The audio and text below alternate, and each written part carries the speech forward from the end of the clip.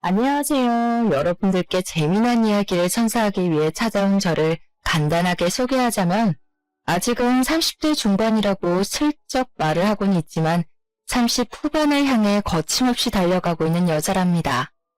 제가 이곳을 찾아오기까지 정말 하루하루가 너무 놀라운 일들의 연속이었는데요. 정말 말로 하나하나 풀어내자면 하룻밤을 꼬박 채워도 모자랄 판이랍니다. 그래도 여러분께 제가 24시간 붙잡고 이야기를 할 수는 없으니 최대한 간략하게 큼직큼직한 사건들만 풀어서 이야기를 해보려고 합니다. 제 이야기를 들은 친구들은 정말 영어로 만들어도 될 이야기라며 저에게 이 공간을 추천해 주었습니다. 여기에는 저와 비슷한 사연을 가진 분들이 많다고 하더라고요. 저도 제 이야기가 방송에 나온다거나 크게 퍼지는 걸 원하지는 않아서 소소하게 제 이야기를 나눌 공간이 필요했었는데 참 잘 됐다 싶습니다. 제 이야기는 평소에는 절대 일어날 수 없는 일이기도 하고요. 일어나서는 절대 안 되는 이야기이기 때문에 여러분들이 재미나게 들어주실 수 있을 것 같습니다. 다시 생각해도 손이 부들부들 떨리는 제 소름 돋는 이야기를 여러분들께 소개하겠습니다. 충격적인 이야기니까 가슴 꼭 붙잡고 들어주시면 고맙겠습니다. 제 나이, 아직 어리다면 충분히 어리다고 할 수 있는 이제 고작 30대 후반으로 달려가고 있는 여자입니다. 여러분들의 20대, 30대는 어떠셨나요? 대학 생활을 꿈꾸면서 남자친구도 사귀고 MT도 다녀오고 친구들이랑 술도 마시고 행복한 시간을 보냈어야 할 제 20대, 30대는 처참했습니다.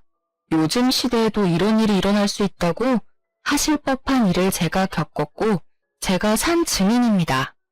저는 속된 말로 전기가 들어오는 게 신기할 정도로 아주 외지고 캄캄하고 폐쇄적인 시골 동네에서 태어나고 자랐습니다.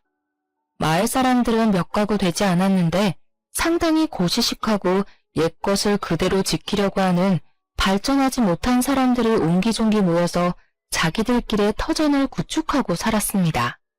그렇기 때문에 여자가 공부를 한다는 것 자체가 말이 안 되는 곳이었고 어쩔 수 없이 나라에서 시키는 최소한의 교육만 이수할 수 있었습니다. 저는 항상 부모님께 여자는 조심해야 하고 내조를 잘해야 하며 시댁에서 부당한 일을 당해도 참고 버텨야 한다고 가정교육을 받았습니다. 그게 전부 부질없는 짓이고 부당한 일이라는 것을 모를 수밖에 없었습니다. 어린 시절부터 꾸준히 듣고 자랐기 때문에 당연하다고만 생각했기 때문입니다. 저는 당연히 분교 출신이었고 중학교, 고등학교를 가려면 읍내까지 아주 먼 길을 가야 했기 때문에 교육을 포기하고 집에서 시키는 잡일을 하며 살았습니다. 그랬던 저는 21살이라는 어린 나이에 손이 귀하디귀한 집으로 팔려가듯 시집을 오게 되었습니다. 시집을 오게 된 이유 또한 지금 생각해보면 정말 어이가 없었는데 저희 친정에 제 위로 오빠만 3명이 있고 밑으로 남동생이 하나 있었습니다. 그러니까 남자가 많은 집안의 딸이라 우리 시댁에서도 저에게 아들만 턱턱 낳아주었으면 좋겠다고 요구를 하셨습니다. 한마디로 다른 부부는 전혀 본 것이 없고 오로지 집안에 남자가 많기 때문에 저도 그 기운을 타고났을 거라고 수소문을 해서 저를 중매로 데리고 온 것입니다. 어느 날 갑자기 시집을 가야 한다는 부모님의 말에 황당함을 느낀 것도 잠시. 저는 곧 웨딩드레스를 입고 남들이 술 먹고 여행 가고 공부하고 놀 시간에 시집살이를 시작하게 되었습니다. 정말 우리 시댁도 시댁이지만 남편 또한 엄청난 개차반이었는데 우리 남편은 돈을 쓸 줄만 알았지 벌 줄도 모르고 이 여자 저 여자 건드리지 않는 여자가 없다는 소문을 달고 사는 한마디로 아주 저급한 날라리 같은 놈이었습니다. 시댁 동네에 소문이 퍼다한 놈이었는데 저는 타지에서 시집을 왔으니 아무것도 모르고 있었던 것이었습니다. 제가 시집을 갈 때 시댁에서 친정으로 보내준 돈으로 저희 오빠들하고 남동생이 공부도 하고 기반도 잡고 해야 하지 않겠냐고 저희 부모님은 저를 설득하셨었습니다. 딸로 태어났으면 집안의 커다란 기둥이 될 오빠들을 위해서 희생도 할 줄 알아야 한다고 저를 몇 번이나 도망가지 못하게 붙잡으셨습니다. 어릴 때부터 계속된 주입식 교육으로 인해서 저는 타지에 나와 다른 사람들의 생활을 보기 전까지 제가 해야 마땅한 일이라고 생각을 했습니다. 저보다 10살이나 나이가 많은 남편과 결혼하는 게 죽기보다 싫었지만 그 어린 나이에 저는 시집을 오게 되었습니다. 저는 결혼하고 딱 3개월이 되는 시점에 아주 빠르게 임신을 하게 되었는데 정말 두 번 다시는 겪고 싶지 않은 일이 벌어지게 되었습니다. 제가 임신을 했다는 소식이 전해지기 무섭게 남편이 어느 날 술을 마시고 집에 들어와서 괜히 기분이 나쁘다며 저에게 화풀이를 했고 제가 넘어지는 바람에 아이가 유산된 것입니다. 하루아침에 뱃속에 잉태되었던 아이가 사라졌는데 시댁에서는 남편 탓을 하지 않고 제 탓으로 모든 것을 돌리기 시작했습니다. 어미가 되어서는 당연히 유산이 되지 않게 아이를 지켜냈어야지. 그렇게 쉽게 아이를 보내? 내 손자 녀석 어떻게 돌려낼 것이야. 성별이 나오지도 않은 작은 전밖에 되지 않은 아이였지만 시모는 당연히 제가 아들을 낳을 것이라고 생각을 하며 본인 손주를 돌려내라고 윽박을 질렀습니다. 그 뒤로 저는 하루빨리 임신을 해서 시부모님에게 보여드리기 위해 시도를 했지만 첫 번째 유산으로 인해서 자궁에 문제가 생긴 것인지 임신이 잘 되지 않았습니다. 당연히 시댁에서는 저에게 몸 관리 하나 제대로 할 줄 모르는 팔푼이라고 하시며 그때부터 저를 구박대기 취급을 하기 시작했습니다. 각고의 노력 끝에 제 나이 24살이 되었을 때 다시 한번 임신을 하게 되었고 정말 소중하게 10달이라는 긴 시간 동안 아이를 지켜낸 덕분에 저는 출산을 하게 되었습니다. 하지만 시댁에서 바랐던 것처럼 아들을 낳은 게 아니라 저는 딸을 낳고 말았습니다. 딸을 낳고 난 이후에 정말 안타깝게도 저는 자궁에 크게 문제가 생겨서 그 어린 나이에 자궁 적출 수술까지 받아야만 했습니다. 시댁에서는 청청병력 같은 소리에 머리를 싸매고 드러눕기까지 하셨습니다. 당연한 일로 저를 더 구박하고 무시하고 잡아먹고 싶어 안달난 사람처럼 굴었습니다. 하나를 낳았어도 아들을 낳았어야지 아무짝에도 쓸모없는 딸년을 낳았다면서 저에게 반푼이도 이런 반푼이가 없다고 욕을 하셨습니다. 거기까지는 딸아이를 보면서 어떻게든 버텨내보려고 했지만 정말 충격적인 일이 벌어지기 시작했습니다. 저희 딸을 보면서 아들이 아니라 딸이라 쓸모가 없다며 남편까지도 저와 딸을 무시하기 시작하더니 바깥으로 나돌아다니는 게 아니겠습니까? 차라리 집에서 잔소리를 하지 않아 편하다고 생각했는데 아이가 돌이 지났을 무렵 집에 남편이 웬 여자를 데리고 들어오는 것입니다.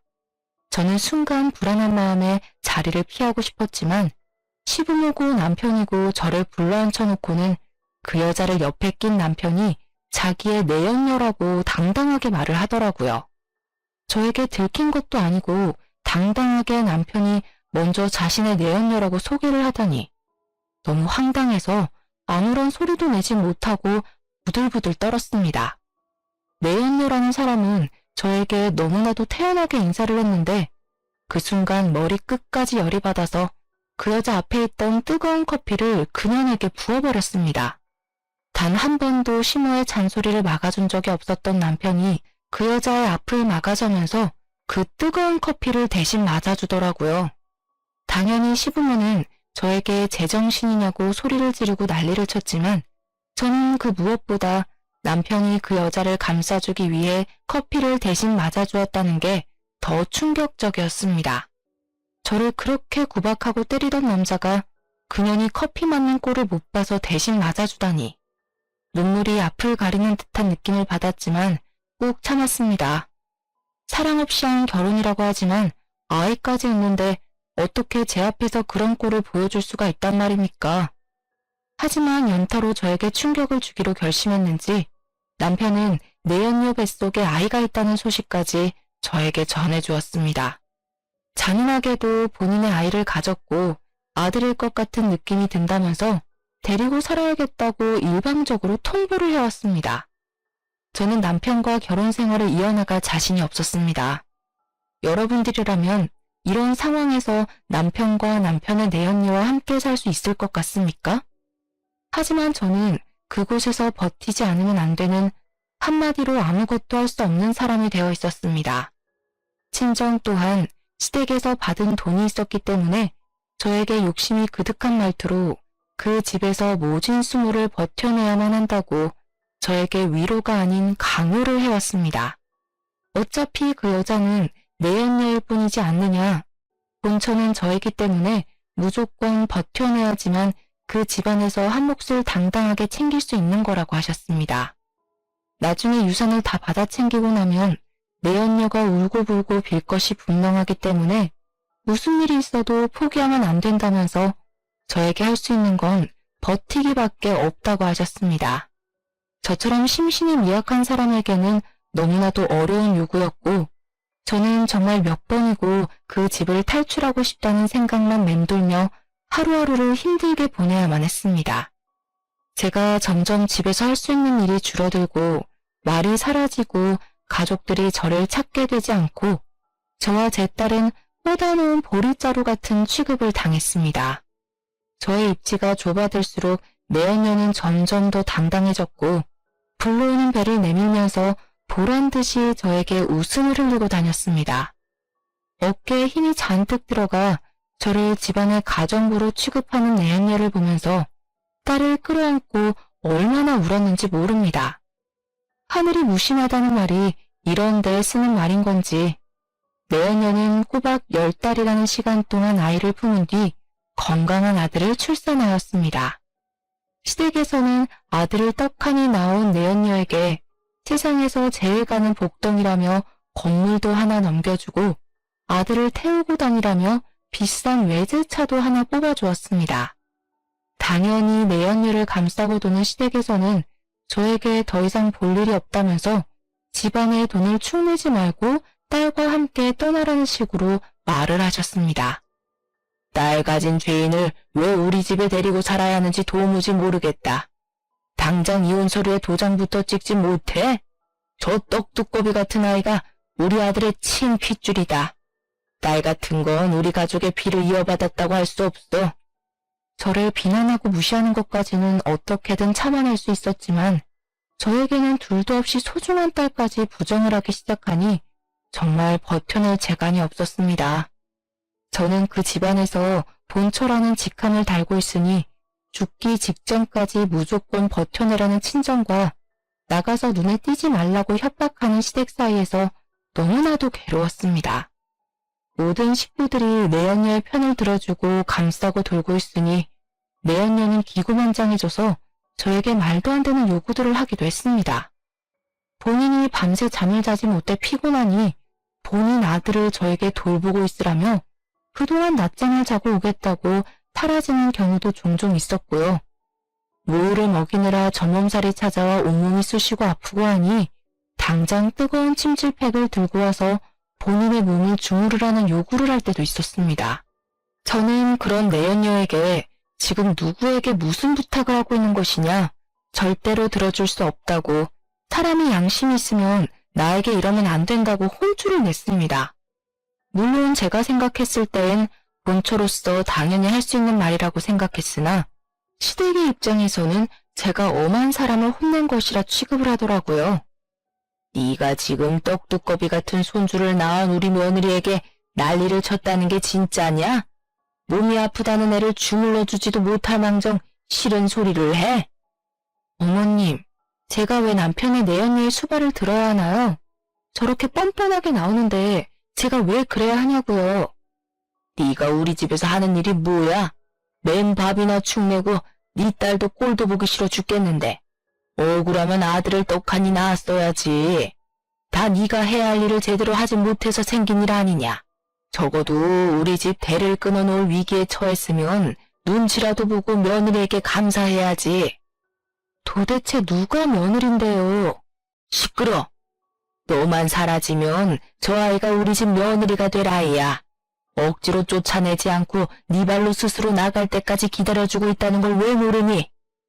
그날 이후 시댁에서는 아예 저에게 보이는 적대감을 갈무리하지 않으려고 했고 오히려 더 드러내면서 저에게 눈치를 주고 나가라는 식으로 말을 했습니다. 하루 종일 붙어 있어야 하는 시댁 식구들에게 매일같이 혼쭐이 나고 눈치를 살펴야 하니 제 신경이 얼마나 쇠약해져 갔겠습니까? 눈치도 없는 년. 너는 아무짝에도 쓸모없는 년이야.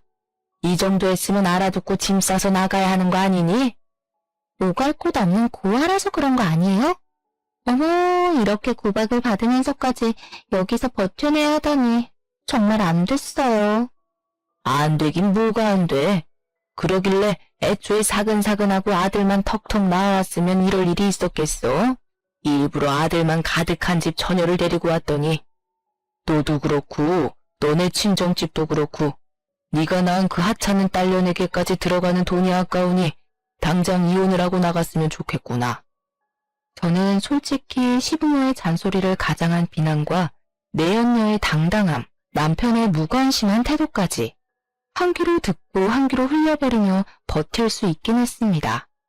제가 이 상태로 친정으로 돌아가 봐야 친정에서도 똑같은 취급을 당할 게 뻔했고 그럴 바에는 차라리 돈이 있는 시댁에서 버티는 게 낫다고 생각은 했으니까요. 우리 딸만 모르게 우리 딸이 듣지만 않게 행동하고 내가 이 치사한 모든 일과 부당한 모든 사건을 감내하면 된다고 생각을 했습니다. 하지만 제가 버티지 못한 결정적인 이유는 우리 딸과 내연녀의 아들을 너무나도 대놓고 차별하는 행동이 매일같이 이어졌기 때문이었습니다. 저한테 못되게 구는 건 머리로 이해하려 애를 썼는데 아무 죄가 없는 우리 딸에게 난리를 치니 정신이 빠져나가더라고요. 우리 아기가 얼마나 억울한 인생을 살아갈지 눈물이 앞을 가려 결국에는 제 입으로 시댁 식구들에게 이야기를 하게 되었습니다. 이혼 그렇게 원하시면 제가 해드릴 테니 위자료를 주셨으면 좋겠습니다. 결국 돈 아주 거지 같은 집안에서 자란 년 아니랄까봐 돈부터 이야기하는구나. 좋다. 우리가 위자료로 5천만 원 쥐어주마.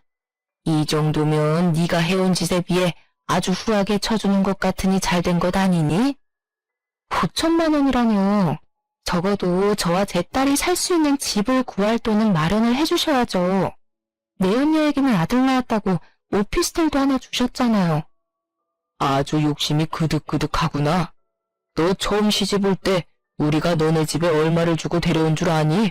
무려 2억이다 2억. 2억이나 주고 사왔는데 네가 우리 집 와서 한 일이 뭐가 있어? 가정부보다 못한 주제에. 친정에 가서 그 돈 달라고 해. 그러면서 저에게 당장 친정으로 돌아가서 친정에 발붙이고 살라고 하더라고요. 저는 졸지에 짐도 제대로 챙기지 못하고 친정으로 가게 되었습니다. 하지만 제가 이혼을 했다고 친정에 이야기를 하자 친정에서도 돈이 되지 않는 계집이라며 저를 무시하고 모른 척을 하는 것이 아니겠습니까?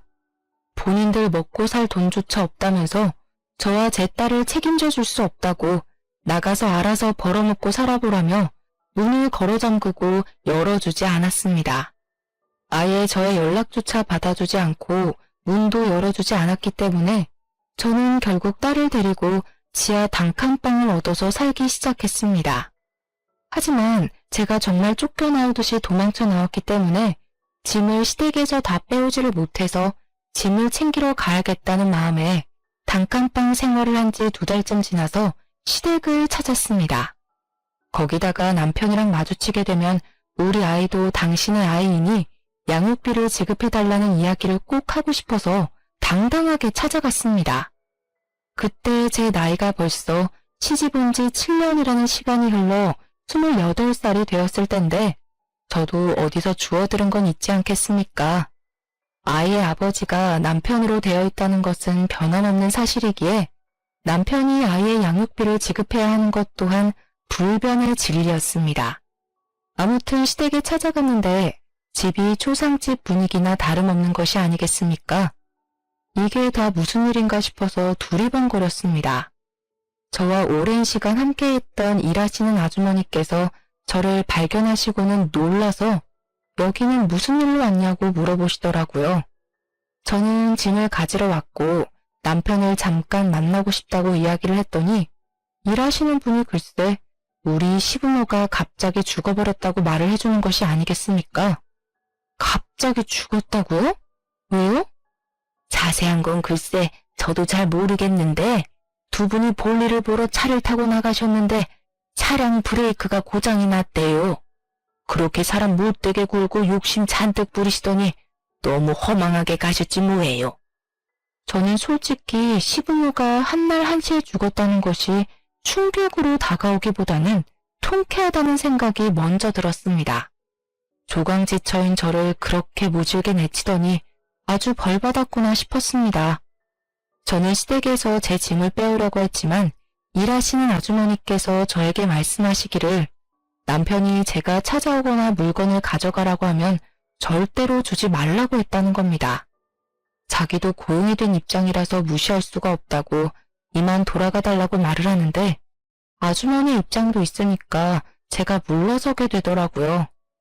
결국 남편이 있을 때 다시 오겠다고 생각을 하며 시댁에서 나와 멀어지는데 시부모가 죽었다고 한 그 말이 자꾸 귀에 맴도는 게 아니겠습니까? 정말 욕심이 그득한 인간들이라 벽에 똥칠을 할 때까지 살 것이 분명하다고 생각을 했는데 허망하게 죽어버렸다고 하니 자꾸 그 꼴이 궁금하더라고요. 그렇게 부모 품에 쌓여 살던 남편이 어떤 모습으로 초상을 치르고 있을지 내연녀는 정말 시부모의 사랑을 잔뜩 받아 얼마나 더 기고만장해졌는지 그 잠깐 사이에 그 둘의 사이가 돈독해졌는지 궁금해서 저는 장례식장을 찾아가기로 결심했습니다. 장례식장에 정말 남편이랑 내연녀 아들이 셋이서 상복을 입고 시부모님 영정사진 앞에 떡하니 있더라고요. 저는 당당하게 조문을 했습니다. 내연녀 아들은 돌쟁이 아기였는데도 그 자리에 같이 있는 걸 보니 당당하게 아들을 낳았다는 걸 친척들에게 과시하고 싶어하는 것 같았습니다. 저도 보란듯이 조문을 하자 내연녀가 저를 표독스럽게 째려보면서 제 팔을 딱 잡는 게 아니겠습니까? 저는 그 팔을 뿌리치고 일부러 시부모 영정사진 앞에 국화꽃을 두었습니다. 여기가 어디라고 찾아와요? 본처를 밀어내고 앉은 후처가 아주 말이 많네. 제가 일부러 사람들 들으라는 듯이 딱딱하게 큰 소리로 이야기를 하니 내연녀가 흠칫하면서 주위 사람들의 시선을 의식하고 이를 악물더라고요. 영정사진에 환하게 웃고 있는 시부모를 보니 저는 마음 한구석에서 올라오는 토기와 비웃음이 한꺼번에 올라왔습니다. 그러다 결국 피식하고 웃음을 흘렸죠. 내연녀가 조용히 다가와서 미친 거 아니냐고 분란 일으키지 말고 꺼지라고 하는데 그냥 얼굴에 침이라도 뱉어주고 싶었습니다. 내연녀는 남편을 쳐다보면서 저를 쫓아내달라는 식으로 손짓을 했는데 남편이 아무 소리도 하지 않고 저를 이상한 얼굴로 바라보는 게 아니겠습니까? 미련이 남아서 그렇게 보는 것 같아 보이진 않았는데 뭔가 하고 싶은 말이 잔뜩 있는 사람처럼 저를 쳐다보고 있었습니다. 저도 남편의 얼굴을 바라보는데 그 순간 이상한 낌새를 눈치챈 건지 내연녀가 저에게 와서 조문을 했으면 이제 그만 가보라고 밀어내더라고요. 아무래도 사람들의 시선이 집중이 되고 흥미진진한 눈들로 귀를 쫑긋하고 있으니 본인이 쪽팔린 줄은 알았나 봅니다. 자꾸 등을 떠밀면서 본인들 행복하게 잘 살고 있으니까 뒤흔들 생각하지 말고 동정심 얻을 생각하지 말라고 외치는데 더러워서 장례식장을 나왔습니다. 저는 남편의 마지막 표정이 자꾸 마음에 걸려서 남편과 대화를 해봐야겠다고 생각을 하긴 했지만 쉽지 않더라고요. 내연녀가 아무래도 남편의 바람길을 불안해하는 건지 철벽을 치면서 저와 연락이 닿지 않도록 갖은 수를 다 쓰고 있었기 때문에 남편과 연락을 할 방법을 찾지 못했습니다. 저는 결국 그 복잡 미묘한 표정을 뒤로하고 남편과 시댁 쪽에는 모든 관심과 연락을 끊고 홀로 서기를 시작했습니다. 그렇게 7년이라는 세월이 흐르는 동안 정말 아이를 키워내기 위해 저는 안 해본 일이 없을 정도로 많은 고생을 했습니다.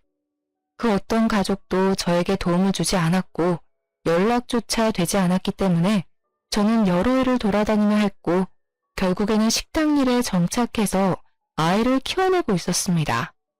식당 사장님 부부가 너무나도 좋으신 분들이라 저의 모든 사정을 듣고 눈물을 지으며 저를 배려해 주셨고 덕분에 편하게 일을 할 수 있게 되었습니다. 일에 적응도 완벽하게 하고 식당 사장님 부부의 일을 도와 열심히 일을 하고 있던 어느 날, 휴대폰으로 모르는 번호 문자 하나가 도착했더라고요. 저는 문자의 내용을 보고 너무나도 놀라서 헉소리를 내고 말았습니다. 그 문자에는 전 남편이 사망을 했다고 장례식장과 발인 날짜가 적혀 있었기 때문이었습니다. 시부모가 죽었을 때는 그저 통쾌하다, 죽을 만한 사람이 죽었다고 생각을 했는데 전 남편이 죽었다는 문자는 조금 충격적이라 저는 멍하니 그 자리에 서 있어야 했습니다. 식당 사장님 부부께서 저에게 무슨 일이냐고 물어보셨고 그제야 정신을 차리고 말씀을 드리니 일단 장례식장에 찾아가 보라고 하시더라고요. 아무리 그래도 저희 아이가 남편의 핏줄이니 이제라도 뭔가 남겨주는 것이 있지 않겠냐고, 편하게 살아야 하지 않겠냐고 하시면서요. 사실 유산에 대한 부분은 전혀 생각도 하지 않았었지만 사장님 부부의 말을 듣고 저는 장례식장에 찾아가기로 결심을 했습니다. 장례식장에 도착을 하니 너무나도 태연하게 내연녀가 저를 보면서 왔냐고 인사를 건네는 게 아니겠습니까? 불과 5년 전에 시부모님이 돌아가셨던 그때에는 어떻게든 저를 쫓아내려고 안간힘을 다 쓰던 내연녀가 변해버린 태도로 저를 대하니 수상한 마음이 들더라고요. 마지막 가는 길이니 저에게 전 남편에게 인사나 제대로 한번 올리라고 자리까지 비켜주는데 어느 누가 의심하지 않을 수 있겠습니까? 여유가 있어도 너무나도 넘치는 여유 있는 모습에 저는 점점 남편의 죽음에 대한 의심을 품게 되었습니다. 저랑 남편이랑 이혼해야 한 이후에 연락조차 못하게 할 만큼 남편에게 집착적으로 굴었던 여자가 눈물도 한 방울 흘리지 않고 태연하게 자리를 지키니 전 남편에 대한 정이나 사랑이 남아있지 않더라도 정말 그 어떤 누구라도 저와 같은 마음이 들었을 것이라고 생각합니다. 게다가 장례식장에 조문으로 온 다른 사람들과 실실 웃고 떠드는 모습까지 보게 되니 내연녀가 정말 정신 나갔거나 숨기는 게 있는 거라고 생각하기 시작했습니다. 제가 너무 오버하는 것 같다고 느끼실 수 있을지 모르겠지만 남편이 저에게 뭔가 할 말이 진득하게 있다고 느꼈었던 시부모의 장례식장에서의 기억이 잊히지 않았기 때문이었습니다. 저는 제가 알아야 할 비밀이 있다는 느낌을 지울 수 없었고 내연녀에게 말을 걸었습니다. 아직 그 집에 내 짐이 있는 걸로 알고 있는데 정리하거나 버린 거 있어? 글쎄요. 제가 짐 정리를 딱히 안 해서 모르겠는데요. 거기에 우리 친정 부모님께서 주신 나에게는 아주 귀한 물건이 있으니 그 물건만 찾아오게 해줬으면 좋겠네. 그동안은 집에 발도 디디지 못하게 했잖아. 아직 있을지 모르겠지만 그럼 와서 찾아가세요. 내연녀는 남편이 죽은 뒤 저에 대한 경계심을 완전히 풀어낸 듯 했습니다. 조금만 생각해보면 저희 친정에 저에게 귀한 물건을 줄 리가 없다는 게 떠올랐을지도 모르죠. 하지만 저는 장례식 중간에 남편의 집을 찾아가 집을 뒤지기 시작했습니다. 내연녀가 눈치채기 전에 남편이 무언가를 숨겨뒀을 거라 생각했습니다. 한참을 집을 뒤졌지만 이렇다 저렇다 할 흔적을 발견하지 못했는데 남편의 서재 구석진 곳에서 남편이 직접 쓴 다이어리를 발견하게 되었습니다. 그런데 다이어리 구석에 홈을 파둬서 무슨 USB 같은 것을 숨겨둔 것이 아니겠습니까? 저는 이게 뭘까 궁금함을 가득 안고 남편의 다이어리를 읽어 나갔습니다. 다이어리를 읽다가 도저히 끝이 나지 않을 것 같아서 집으로 들고 돌아왔고 집중을 해서 읽기 시작했는데 정말 그 메모들은 충격적이었습니다. 남편이 적어둔 말에 의하면 내연녀가 남편을 죽이려고 한다는 것이었습니다. 몇 번이나 의문투성이인 자동차 사고 위기에 처했었고 누군가 술에 취한 자기를 차도로 밀어버리려고 했던 적도 있었다고 전부 내연녀가 꾸민 짓 같다고 적혀 있었습니다. 저는 의문이 가득 들었습니다. 혹시 남편이 정신병에 걸렸던 것은 아닐까 하는 생각이 더 강하게 들었습니다. 남편에게 그렇게 집착을 했던 내연녀가 갑자기 왜 남편을 죽이려고 든단 말입니까? 남편과 함께 있으면 평생 돈 걱정도 없이 살 수 있었을 텐데요. 그리고 몰래 숨겨두었던 그 USB 안에도 어떤 자료들이 들어있을지 궁금해졌습니다. 저는 이 내용들을 혼자 감당해서는 안 된다고 생각했습니다. 그 이유는 당연히 남편이 죽은 사람이 되었기 때문이었습니다. 저는 혹시 모를 상황을 대비해서 장례식장으로 다시 돌아가게 되었는데 경찰과 내연녀가 실랑이를 벌이고 있는 모습을 목격하게 되었습니다. 사건을 정확하게 파악을 하려면 부검을 진행하는 것이 좋겠습니다. 의문사이기 때문에 유가족들의 심정도 이해는 하지만 저희가 부검을 하지 않겠다고 하는데 왜 경찰이 자꾸 부검을 하라고 하시는 거죠? 우리 남편은 그냥 심장마비로 사망한 거라고요. 부검을 진행하자고 하다니 그건 고인을 모독하는 행위라고 생각해요. 부검 진행 안 하겠습니다. 저는 내연녀의 부정적인 태도와 부검을 반대하는 행동을 보고 아주 강력한 확신이 생겼고 그대로 실랑이를 벌이고 있는 경찰과 내연녀에게 다가갔습니다. 제가 고인의 전부인 되는 사람입니다. 전 남편이 계속해서 이 여자가 자신을 살해하려 한다고 의심을 해왔던 것 같습니다. 지금 그게 무슨 소리예요? 내가 본처 자린 일어난 후처라고 그런 식으로 말하면 안 되죠. 놀라서 저를 바라보는 경찰에게 남편이 직접 쓴 다이어리를 건네면서 이게 증거라고 말을 하며 여기에 남편의 모든 의심이 적혀 있다고 말을 했습니다. 또한 경찰에게 제 아이가 남편의 핏줄인데 내가 대리인의 자격으로 부검을 신청할 수 없냐고 물어보았습니다. 경찰은 다이어리를 한번 쓱 훑어보더니 만약 내연녀가 용의자로 올라가게 되면 제가 대신 부검을 신청할 수 있을 거라는 답변을 돌려주었습니다. 내연녀는 그게 무슨 소리냐, 말도 안 되는 소리라고 끝까지 발악을 했지만 경찰은 그 모습에 더욱 짙은 의심을 하기 시작했습니다. 결국에는 내연녀가 부검을 거부해도 어쩔 수 없이 부검을 하게 되는 상황이 오게 되었고 부검 결과 남편의 체내에서 치사량 수준의 약물이 발견되었습니다. 전신을 마비시키는 약물로 정량 이상이 들어가면 호흡을 할 수 없는 독이라고 하더라고요. 수사는 급진전이 되기 시작했고 내연녀가 자주 다니던 피부과 원장에게서 그 약물을 얻었다는 것, 그리고 그 원장과 내연녀가 불륜 관계였다는 것이 밝혀지게 되었습니다. 그 소식을 들었을 때 저는 정말 경악을 금치 못했고 경찰은 내연녀를 긴급 체포하게 되었습니다. 수사의 진척이 확확 이루어지던 와중에 저는 뒤늦게 USB가 생각이 났고 USB를 들고 다시 한번 경찰서에 찾아가서 건네주었습니다.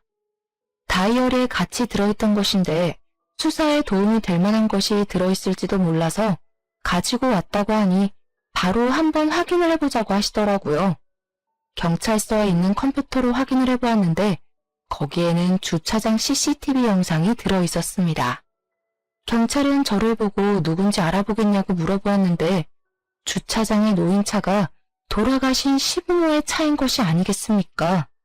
그 앞선 영상에서는 내연녀가 어떤 남자랑 함께 차 밑에 들어가서 무언가를 조작하는 것 같은 영상이 나오고 있었습니다. 남편의 부모, 그러니까 시부모가 차량 브레이크 고장 사고로 죽었어요. 경찰은 그 사건 또한 내연녀가 범인이라는 것을 확신하게 되었고 내연녀를 바로 추궁하기 시작했습니다. 처음에는 죽어도 아니라고 발뺌을 하던 그 여자는 CCTV 영상이 있다는 것을 밝히니 망연자실하면서 전부 시인을 하게 되었습니다. 내연녀와 함께 차 밑에서 조작을 했던 그 공범은 바로 피부과 원장이었습니다. 저는 순간 머리에 망치를 맞은 것 같은 기분이 들었습니다. 시부모가 죽은 시점이 내연녀가 아들을 낳고 얼마 지나지 않아서 아니겠습니까? 남편의 시신이 부검을 마친 뒤 화장을 하기 전이었기 때문에 저는 서둘러서 내연녀의 아들과 남편의 유전자 검사를 의뢰하게 되었습니다. 사건의 전말은 아주 쉽게 드러나게 되었습니다. 이실직고하는 사람에게 감형을 해주겠다는 거짓말에 둘 다 홀라당 넘어가서 서로의 죄를 낱낱이 고하게 된 것입니다. 내연녀는 시댁의 재산을 전부 차지하겠다는 일념으로 불륜남과 짜고 그런 짓을 벌였던 것이었습니다. 결국 경찰에서 촘촘하게 수사를 하고 제가 전해준 결정적인 증거로 인해서 둘 다 구속이 되었고 법의 심판 앞에서 서게 되었습니다. 당연한 수순으로 살인자이기 때문에 재산 상속에서 제외가 되었고 상속을 받을 수 있는 사람은 제 딸과 내연녀의 아들밖에 남지 않았습니다. 일주일이라는 시간이 흐르고 저는 친자 확인에 대한 결과를 받을 수 있게 되었는데 충격적이게도 내연녀의 아들은 남편의 친자식이 아니라는 결과가 나왔습니다. 저는 정말 소름이 전신에 가득 돋았고 유치장에 갇혀있는 내연녀를 찾아가게 되었습니다. 얼굴이 허옇게 질린 채로 힘없이 제 앞에 앉은 내연녀에게 저는 정색을 하며 이야기를 했습니다. 너 정말 소름 돋는 년이다. 그 돈이 욕심나서 시분 후에 남편까지 죽여? 애초에 접근했을 때부터 그 피부과 원장이란 놈이랑 만나던 사이였던 거 다 알아. 그러자 내연녀가 아주 못 들을 소리를 들었다는 듯이 과하게 깔깔 웃으면서 저에게 말을 하더라고요. 증거 있어? 이럼 어차피 우리 아들이 전부 상속받을 건데 너한테 콩고물이 떨어질 것 같아? 그동안 저에게 보여주었던 가식적인 모습을 모두 갈아치우고 본성만 남은 채로 표독스럽게 째려보면서 말을 하는데 오금이 다 저려왔습니다. 하지만 저도 강력한 증거가 존재했기 때문에 미리 준비했던 친자 확인서를 내연녀 앞에 들이밀면서 말을 했습니다. 야, 네 아들 우리 남편 아들 아니던데? 내가 모를 줄 알았어? 법적으로 조치 취하는 중이야. 네 아들이 친자가 아니고 친부가 글쎄 피부과 원장이라더라. 그래서 파양 소송하기로 했어. 그러자 내연녀 얼굴이 갑자기 바뀌더니 분노에 가득 차서 저에게 소리를 지르는 것이 아니겠습니까? 내 돈! 내 돈! 내 돈은! 너 무기수가 될 것 같은데 무슨 돈? 그 돈 뭐하게? 감옥에서 쓰게? 그 말이 끝나기 무섭게 내연녀가 벌벌 떨면서 갑자기 제 앞에 무릎을 꿇고는 형님 한 번만 봐주세요. 제발 불쌍히 생각해서 한 번만 용서해주세요. 하고 울면서 비는 게 아니겠습니까? 제가 그동안 다 잘못했어요. 제발요. 저에게 유능한 변호사 하나만 붙여주세요. 제가 재산은 절대 탐내지 않을게요. 다른 건 몰라도 저희 아들이 먹고 살 수 있을 만큼만 떼서주시면 안 될까요? 제발 간곡히 부탁드릴게요. 죽으라면 죽을게요. 내가 왜 그래야 하는데? 너 때문에 당한 수모가 한두 개가 아닌데 내가 왜 너 같은 버러지한테 그런 자비를 베풀어야 해? 솔직히 시부모 죽은 거? 남편 죽은 거? 땡통이야. 나는 그들이 읽어둔 재산 내 딸이랑 펑펑 쓰면서 행복하게 살 거야. 제가 그 말을 끝으로 뒤돌아 나오려고 하는데 가림막 판으로 악을 쓰면서 저에게 달려들 듯 발악을 하니 교도관들이 줄에 묶인 내연녀를 끌고 가더라고요. 마지막 꼬락서니까지 저리 초라하고 볼품없는 모습이라니 정말 뼛속까지 시원해지는 느낌이었습니다. 재판이 시작되고 1심에서 사형이라는 결과가 나오게 되었고 공범인 피부과 원장도 죄질이 나쁘다는 이유로 무기징역이 나왔습니다. 하지만 2심 재판에서는 피부과 원장과 내연녀 둘 다 무기징역으로 확정이 나게 되었습니다. 한국에서는 사회적인 이슈가 크게 되지 않는 이상 사형수가 잘 나오지 않기에 어느 정도 감내는 했지만 사형수가 아니라는 것이 못내 서운하기까지 했습니다. 죽은 시댁의 모든 재산은 우리 딸에게로 상속이 되게 되었고 변호사를 통해서 세금을 내고 수입료를 정리했음에도 통장에 어마어마한 돈이 꽂히게 되었습니다. 통장에 찍힌 금액을 하나하나 세어보는데 정말 꿈만 같더라고요. 평생 살면서 이만큼의 돈을 벌어볼 수 있을까 싶을 정도로 어마어마한 돈이 떨어지게 되니 현실감이 느껴지지 않았습니다. 왜 로또에 당첨된 사람들이 억소리조차 내지 못한다고 하는지 10분 이해가 가더라고요.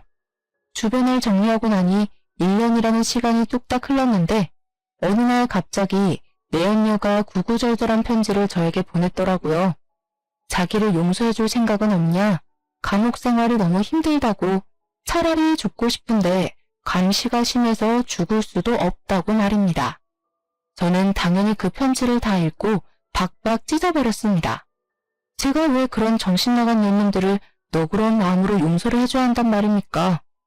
세월이 빠르게 흐른다지만 다시 오롯이 저에게 집중할 수 있는 시간이 되니 제 나이가 고작 36살밖에 먹지 않았더라고요. 아직 제 나이가 너무 창창하지 않겠습니까? 이 돈으로 평생 우리 딸과 놀고 먹어야겠다 다짐했는데 저희 친정에서 이 모든 소식을 듣고 저를 찾아온 것입니다. 정말 돈 냄새를 어찌 그리 기가 막히게 맡는 건지 분명히 저를 모질게 쫓아냈던 사람들이 이제 와서 저에게 빌붙으려고 하니 제가 받아주고 싶겠습니까? 우리 딸과 제가 힘들게 살아왔던 10년이 가까운 그 시간 동안 아무런 힘도 편도 들어주지 않았던 사람들에게 제가 왜 자비를 베풀어야 할까요? 나 사업하게 돈을 좀 빌려줬으면 좋겠는데 이야기 들어보니까 평생 펑펑 써도 남을 만큼의 돈이 들어왔다며? 나도 우리 딸 덕에 돈 좀 써가면서 호강해보자. 이런 게 효도니 효도가 별거냐? 응? 내가 그 힘든 시기를 견딜 때마다 모질게 몰아내놓고 이제 와서 나에게 돈 빌려달라 효도해라 하는 거 수치스럽지도 않아? 내가 한 번만 도와달라고 우리 딸이랑 나랑 오갈 데가 없다고 했을 때 대문 빗장까지 걸어 잠근 사람들이 누구야? 바로 당신들이야. 그 외진 시골까지 쫓아가서 살려달라고 빌었을 때 나를 밀어낸 게 당신들이면서 이제 와서 뭐가 어쩌고 어째? 그날 이후에 나는 당신들과의 모든 인연을 정리하기로 마음먹었고 그 마음 지금도 변치 않아. 당장 내 집에서 꺼져. 인연이? 키워준 값도 모르고 배은망덕하게? 나 혼자 컸지 언제 나를 키워줬어? 나를 그 지옥 같은 시댁에 팔았을 때 받은 돈이면 노후 생활 충분하지 않아? 그 시골에서 풀떼기나 키우면서 평생 자급자족하고 살아. 밑 빠진 독에 물 붓는다고 평생 오빠들 뒤치다거리나 하면서 살라고. 하지만 그들의 집착은 끝이 없었고 저는 결국 친정 식구들과 자꾸만 저에게 편지를 보내오는 내연녀를 피해 딸과 함께 이민을 가기로 결정했습니다. 딸의 교육을 위해서라도 나쁘지 않은 결정이라고 생각을 했고 지금은 미국으로 건너오게 된 지 2년이라는 시간이 지났습니다. 영어가 어렵기도 하고 사람을 만나는 게 서툴긴 하지만 그래도 어떻게든 손짓 발짓 해가면서 좋은 이웃들과 어울려 행복한 시간을 보내고 있습니다. 우리 딸이 아직 어려서 그런 건지 습득이 남들보다 빠른 건지 영어를 곧잘해서 먹고 사는 것에 대한 문제가 없어 보여 얼마나 다행인지 모르겠습니다. 딸과 행복한 시간을 보낼 때마다 가슴 깊이 묻어둔 내연녀의 아들 근황이 궁금하기는 하더라고요. 그 아이는 아무런 잘못도 없으니까요. 한국으로 수소문을 해보니 부모가 없어 보육시설에 들어가게 된 것 같았습니다. 부모를 잘못 만난 탓에 고생을 하고 있는 게 참 안쓰럽기도 했고요. 그래서 저는 티나게 도움을 주고 싶진 않지만 모른 척 할 수만은 없어서 그 보육시설에 1년에 한 번 크게 기부를 하고 있습니다. 비단 전 남편의 아들을 위해서뿐만이 아니라 다른 아이들을 위해서라도 이런 기부는 꼭 필요하다고 생각을 했기 때문이었습니다. 저는 우리 딸이랑 방학에는 다른 주로 여행을 가기도 하고 취미로 골프도 치고 평생 해보지 못했던 저 자신을 꾸미며 살고 있습니다. 이제 막 40살이 다가오고 있긴 하지만 100세 시대인 만큼 제가 아직 창창하다는 생각을 버릴 수가 없더라고요. 비록 너무 많은 일을 겪고 난 이후라 제 마음이 폭삭 사가버리긴 했지만 지나간 청춘은 지금부터 다시 쌓으면 된다고 생각합니다. 우리 딸의 말처럼 연애도 하고 새로운 사람들과 어울려 지내면서 앞으로도 딸과 함께 행복한 시간을 보낼 예정입니다. 역시 돈이 있으니까 사람의 마음에 여유라는 것이 생기는 것 같습니다. 사람은 너무 욕심 부리지 말고 주어진 환경에 만족하며 사는 것도 아주 중요한 요소인 것 같습니다. 욕심을 부리다가 무기징역으로 평생을 감옥에서 살게 된 내연녀에게 이 사연을 듣진 못하겠지만 평생 속죄하면서 살길 바란다는 메시지를 주고 싶네요. 마지막까지 제 이야기를 들어주신 여러분께도 행복과 행운이 가득한 앞으로의 인생이 기다리고 있다는 것을 알려드리며 글을 마치겠습니다. 정말로 감사합니다.